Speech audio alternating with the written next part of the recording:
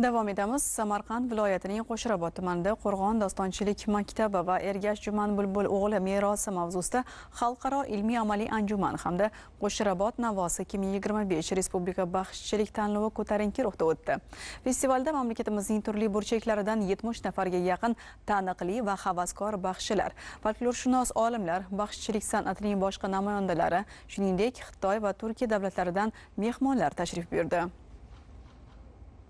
Bugun Qo'shrabot zaminida xalqimizning asriy ruhi, milliy iftixori va ma'naviy boyligi bo'lgan baxshichilik san'ati navolari, xalqimiz ruhi, yurt qadri va ajdodlar sadosi jonli ijroda yangramoqda. Ana shunday shukuhli san'at bayramiga aylangan Qo'shrabot navosi 2025 Respublika baxshichilik festivali shukuhi chinakam ma'naviy yangilanish sifatida yosh-u qariga o'zgacha kayfiyat bag'ishlamoqda. Har bir ishtirokchi o'zini haqiqiy milliy uyg'onish ichida his etmoqda.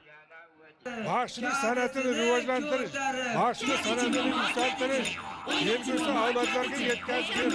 Avvalambor muhtaram prezidentimizga juda ham katta rahmat aytaman. Mana yaqinda Xorazm viloyatining Xiva shahrida, aynan Ichakqal'ada xalqaro festival baxshilar xalqaro 4-o'ltimali bo'lib o'tdi. Demak, e'tibor bormi, kelajak bor. Har bir baxshining ovozida o'z hududining nafasini, o'z xalqining ruhini, tarixiy yodgorliklaru qahramonlik an'analarini eshitish mumkin.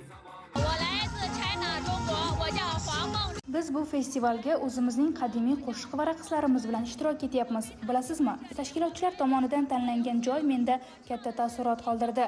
Va havo joylar, odamlar ham san'atsevarligi, ularning har bir chiqishimizni o'zgacha mehr bilan qarshi olayotganliklarini sezib turibmiz.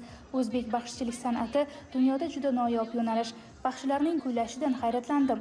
Mazkur festival baxshichilik va dostonchilik san'atini rivojlantirish, bu borada o'zaro ijodiy hamkorlikni, madaniy-ma'naviy aloqalarni xalqaro miqyosda kengaytirishga qaratilgani bilan ishtirokchilarda boy taassurot uyg'otdi.